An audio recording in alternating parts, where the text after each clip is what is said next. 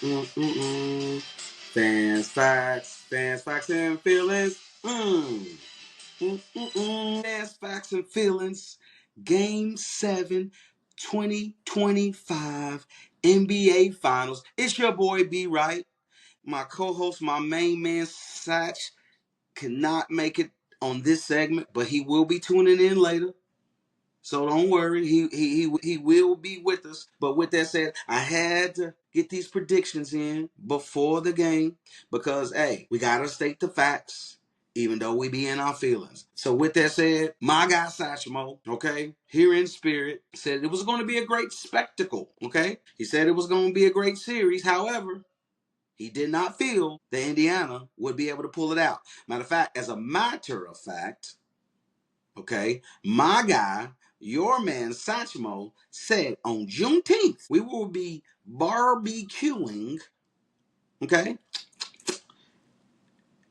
drinking our brews and celebrating the champion in 6. Those were his feelings, all right? The facts were Rick Carlisle, we gave him his roses. We talked about how Indiana could beat anyone.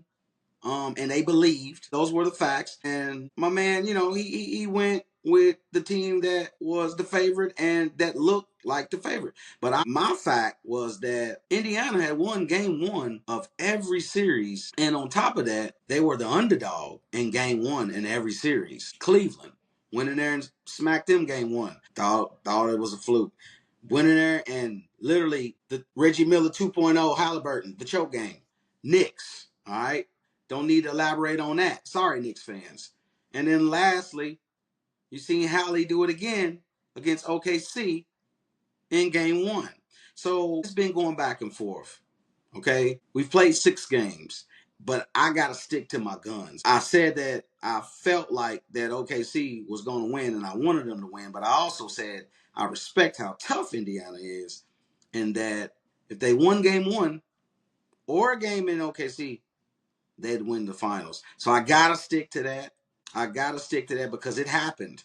And yes, Halliburton has strained his calf muscle. We've seen some inconsistent play from Miles Turner. And outside of McConnell and Obi Toppin, we've had one really good game from Mathurin. So I feel like that Indiana's bench needs to come full force in order for them to maximize their capabilities. But it's all about Pascal. It's all about Nimbrin, and it's all about Neesmith. Neesmith has to show up. But if I'm going to pinpoint any pacer tonight, it's going to be Miles Turner. Miles Turner, you're the longest tenured pacer. You're the veteran, and you've not played well in this finals. Now, you've made some defensive stops, timely ones. You've been, spotty as far as, making good plays, but I need a good all-around game from Turner. I believe he's injured. I believe he's banged up.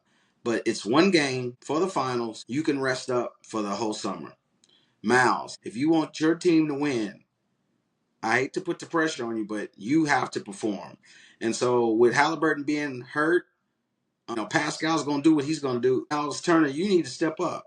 But with that said, do you really think that the MVP and the scoring leader of the NBA is going to lose Game 7 at home? Highly doubt that. And that's what you're dealing with. Game 7 at home with the MVP. Now, we've talked about the rigordom and the rigoree of the NBA. And the predictions per what has taken place in this series hasn't been it. Matter of fact, not one game has been quote unquote predictable. It's been blowouts, it's been tight games, it's been fourth quarter debacles from the home teams. So I think this game 7 from these two teams that no one expected kind of to be here is going to be the theme of what it's been. Just an unexpected great game. I just hope that we just don't see a mental breakdown, which I know both teams are both mentally tough. I just want to see great basketball play as a fan. Again, these are two evenly matched teams, and I think a lot of people have not given credit to the Pacers and think that OKC is just a more talented team because they're up a lot more. But I just think the style of play allows them to go up, but then Indiana's toughness allows them to catch up, and then they can slow it down and make it a half-court game. And I think the toughness and the grind is what makes Indiana, so tough to beat. And so tough to beat in the series. But with that said, it's been good basketball played in this finals. The referees are letting them play. I just hate when some of the old heads say the NBA is just super soft and that it's not good basketball being played. I think that's a narrative. I think if you watch the games, the refs are letting them play.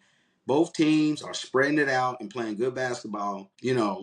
It's tough, gritty. The team that is going to win is going to be the team that just executes and plays harder and smarter today. So game 7, again, I got to go with who I said was going to win if they won game 1 with the Pacers.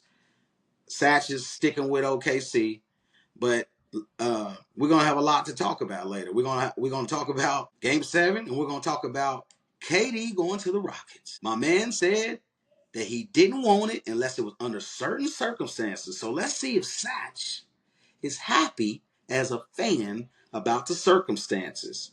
Is he going to be in his facts or he going to be in his feelings? We don't know, but we're going to tune in and we're going to find out later. So, hey, appreciate the love, the support, the feedback. Hey, we're rolling. This fans, facts, and feelings thing, we're eating, we're rolling, we're trying to be consistent here and give you what you want and give you what you need. So appreciate the love. Be right. Satch, we're going to tune in later. Until then, be blessed. Don't be stressed. I'll holler.